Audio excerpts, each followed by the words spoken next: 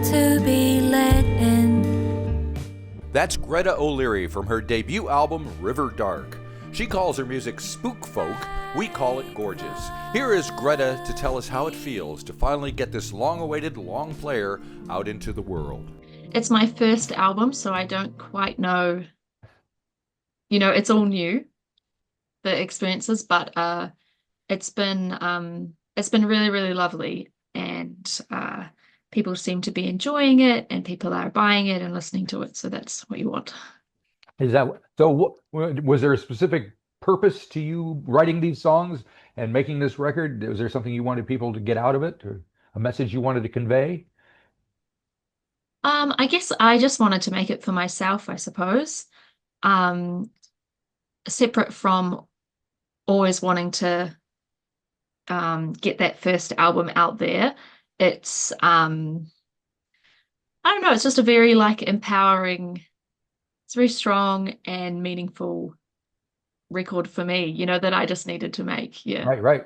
Well, speaking of empowering, the first track, Baby I'm a Singer, almost comes across as kind of a statement of purpose. Maybe you can tell me a little bit about how that came about and why it's right there in the front of the record. You might have university education, but I know my body.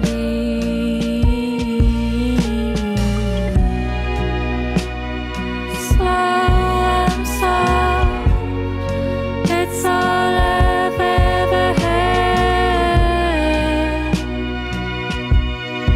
Baby, I'm a singer.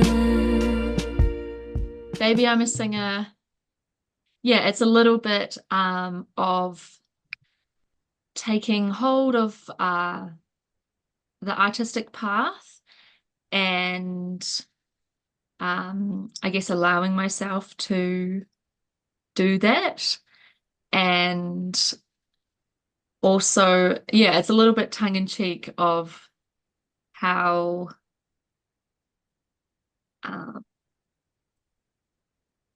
the work of artists these days, and the challenges, and the merch hustling and things like the t-shirt salesman. So it's a little bit silly, but Okay. it's also just like stepping up to the plate, I guess. Yeah. Because the sad fact is, the state of the music business as it stands these days, you do have to sell T-shirts, don't you? Yeah, Or a something lot, along those lines. ideally. Yeah. Which is probably not what And you just, got in the racket for. being a small business owner, which I wouldn't say is my strength, but that's all good. That's all good. Yeah. So did you have to give yourself, what were your other options? Did you think long and hard before deciding that this is what you wanted to do? I mean, it was quite a slow process. So I definitely didn't launch into it, and Yeah. I wasn't interested at school in music. I did it, but I didn't like it, and yeah, it just took some time, like a slow moving towards yeah, that's all I can say. That's all right. So that first track was recorded at Roundhead, and the rest of it was at the lab. So tell me, since we're on the first one, you worked with Dee Stevens for that, which is different than the other ones as well. So tell me what that experience was like for you. Yeah, we just did that one single with Dee and Dave Kahn, and then we had Hamish Morgan come in and play drums, and that was a beautiful session. That was my first time at Roundhead, actually. Uh-huh. And we had the stems it wasn't finished, and I was wondering what to do with it. And then when Joel and I connected to make the album, I took in what we had, and then we finished the song together. Right. So yeah, it's a little bit of pieces, which is the only track that has pieces like that. Yeah. And of course, Joel is Joel Mulholland. He produced the record for you. Tell me how you and he worked together and what kind of communications you had back and forth to get what you wanted on vinyl or whatever it is. Yeah. So we connected after I was doing mentoring with Tom Healy, who's he knows well, and so I think Tom actually put me in touch with Joel, and we started talking, and yeah, I'm very it's very big for me working with people. Like I don't take it lightly, Uh-huh. and it's really hard to get the right fit. And yeah, I think Joel and I did really well together. We um, come from coming from kind of different places, and I think it took a little while, but we became very efficient and really good at I think complementing each other's opinions Okay. to make better work. Yeah. Right. You mentioned the mentoring with Tom. Tell me a little bit about what that entailed. What did he mentor you about? What did you get out of the process? So it was perfect timing. It was one of those, it was APRA so, artist mentoring Uh-huh. and with Tom, and it came around just when I was starting to um, get songs ready to record and also choose what was going on the album and kind of like the shape of it and the vision. And so he was great, just giving his thoughts a lot of the time, I guess, which I could take or leave. And then Right. uh, giving his thoughts, thinking about production together, and then also thinking about who to work with, like how to gather the right team together to make it and map out the timeline. And it was super helpful. So the team that you've assembled includes Kaz Basil and Alistair Deverick and Callum Passels and Anita Clark. Pretty good team. Who put it It's a together? very good team. Yeah, That's not yeah. bad. That's impressive. Not bad. I know, I'm very lucky. How did they become part of the process? Uh, yeah, we just it was it was a really great recording process. Um, Joel and I, yeah, we had a bit of freedom to be quite flexible. So yeah, sometimes it was just quite last minute, like let's track some drums, and then we'd just like text Alistair, and then we like just whip into the studio, Right? and I mean they all play together in various ways, and I think them already having that connection, because that was at the time I hadn't played with any of those people, including Joel, and just that familiarity and that connection when you're being creative like that is so helpful. Yeah. Mm. So yeah, I was able to sort of like try and enter that space Gotcha. with Yeah, them. they've all played, like you mentioned, they played with lots of people. They've been doing this for years. Were you Yeah. concerned about them taking over your sound, your thing, or being overwhelmed by them, or was it not even an issue? It wasn't an issue. Yeah.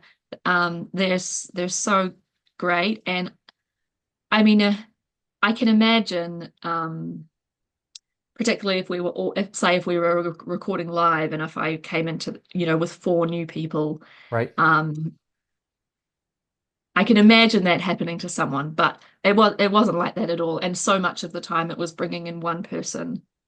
So it was just me and Joel just like arguing or like no, but like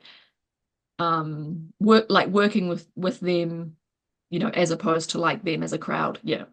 Right. Okay. Mm. You mentioned arguing. Was there some, if there was arguing, what would you argue about? Just like No, little musical there's things? so was not arguing, but No. I guess just um he's more, I think, he's more interested in more, and I'm more interested in less, I would say. Okay. That's a good way to put it. Yeah. And we both benefit from the other. Yeah. Gotcha. Yep. So I'm guessing with that in mind, baptized at the desktop computer might have been more rather than less.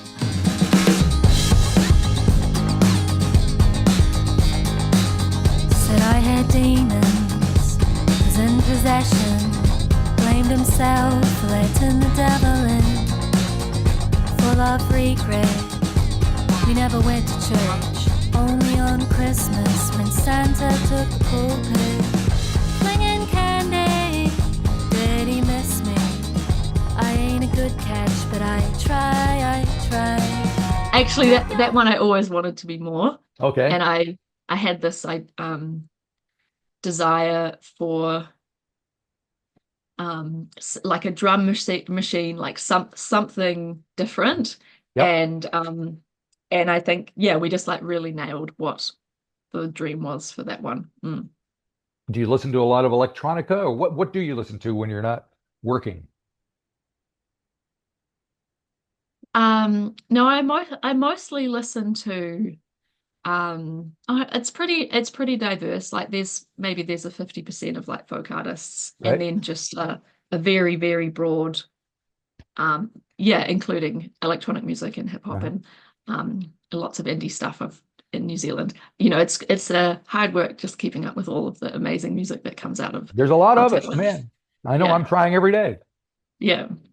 Is there somebody right at the beginning of your listening experience that stands out as being particularly a favorite or influential or motivational?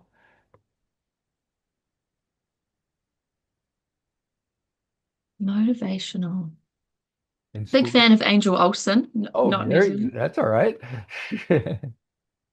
but following artists like that has um yeah been crucial in just knowing that it's possible to go, take this path. Yeah. Right, right. And the baptized track is followed by IDKALA, which I think I figured out what it means. I'm an old guy, so I'm not up on all the cool lingo that you kids have, but and you work with Outer High on that. So tell me how that came together. Oh, with Arahi, Yeah, yes. that's it. And I can't pronounce anything No either. worries. All that I want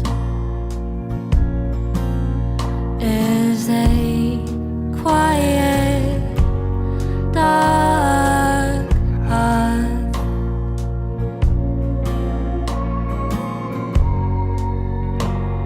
Born of the underworld, too soft for this earth. We dub it Idkilla, which Kid absolutely means color. nothing, Okay. but I don't know about love anymore. Yeah. And um yeah, I just really wanted some be delicious, low accompanying vocals. And I knew just the person, yeah. And Adahi's been working with Joel as well. Yeah. And uh yeah, that was really, really great. He's got a great voice. Yeah. He does indeed. And all right. And I think I've seen in the press releases that was sent to me, what you do is called spook folk. Is that something you made up yourself? Somebody else decided to call you that? Is that accurate? It was someone else, and I can't remember who it was. It just felt very fitting. So Right. it's totally just a made up term, and um I'm fine with that. But it helps to know what to expect. Okay. And speaking and with that in mind, how are you finding the music industry process in general? You're a young person that's doing all this for the first time, and we hear horror stories. I know I do left, right, and center from people who, on the side go, I can't believe what just happened, blah, blah, blah. It's tough out there for a lot of people. How are you finding it? Um, I I am a all or nothing type.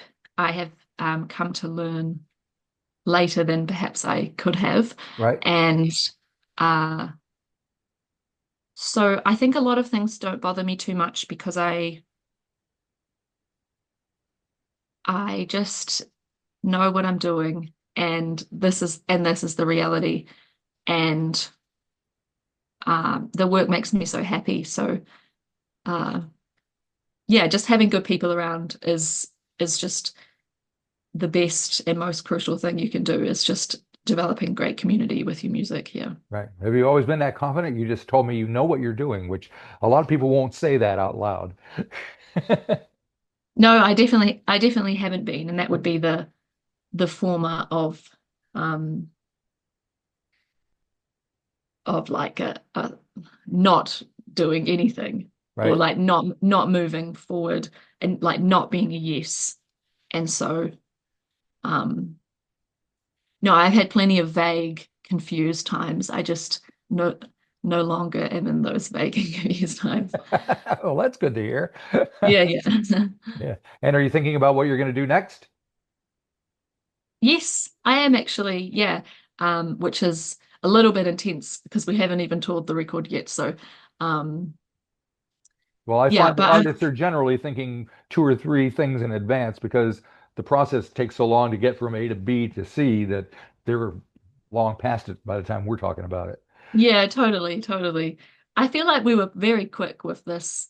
Um, I guess I was so determined to um get it out. It's the first one, so just laying that solid foundation. Yep. And I think we would have finished recording about a year ago, and I think that's pretty good going.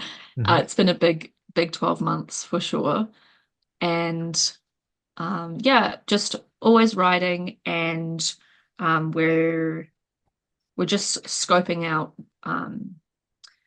tour for the record for later this year. Yeah. Are you touring with a band? Some of the people you recorded with? What are you thinking about? Can you give it away? Yeah, um I play live. Um it kind of depends. Um and I yeah, my live band is like some of those session musicians and some other people, and Uh-huh. um full band is always great, but it's not always possible to Right. Sure. Yep. Yep. to take them. And so yeah, sometimes there's a trio, things like that. All right. And so has it been a learning process for you putting this record out and getting to this point? Yeah, absolutely. It's huge. It's um I don't know how I would have done it without the support of people who are in the industry, sort of taking me under their wing or um being there for problem solving. It's such an enormous undertaking. It's yeah, it's wild. So I've learned a lot in the past year, and so much of that is not music related at all Right. because Yeah. it really is running a business and getting like vinyl and merch made as it's like a whole own Right. logistical situation. Yep. And have you released vinyl on the record? Yes. Oh, good, good to hear. Because I was talking to somebody the other day. He's a veteran music guy back in the States. He actually sued Spotify and somebody else, Napster, I think it was, because that's how old he is. So he knows his stuff. And I asked him what new artists should do because Spotify, it's all about the numbers, but you're not making any money. And they suggested that to stagger the release, to have some physical stuff that people can buy and make that the only thing for a couple of weeks at least and Mhm. then release it on the platforms where Yes. your stuff is suddenly devalued. So, so Yeah, I do see people doing that, like just releasing it on Bandcamp or yeah, yep, Bandcamp. physicals and then streaming later. That's that's a choice. Yep, yep, Um yep. but yeah, no, we did both, no CDs or anything, but we made yeah, really beautiful see-through translucent vinyl Oh, with nice. at Holiday, and Yeah. yeah, Well, it's nice having a it's beautiful. pressing plant in the country, isn't it? Oh, it's so amazing. I went in there and watched them making Oh, the that records, and then I picked one off the press and then put it on their record player and played it. It was a very amazing experience. literally hot off the presses, huh? It was hot. It was Was hot. it really? Yeah. That's amazing. Man, I have to go there and check it out. I've never been to a pressing Mm. plant, but there you go. Oh, very cool. All right. Well, thanks for sharing all that. That's really nice. And I'm glad to see you're feeling better. And I can't wait to see you and whoever you're playing with when you finally reset your dates and get out there and sing these songs for us. Yes, absolutely. If you enjoyed this episode of the 13th Floor's Music Talk series, please be sure to subscribe to the website or to the YouTube channel. Follow us on Facebook or Instagram and wherever you find your podcasts. There's a whole lot more to discover.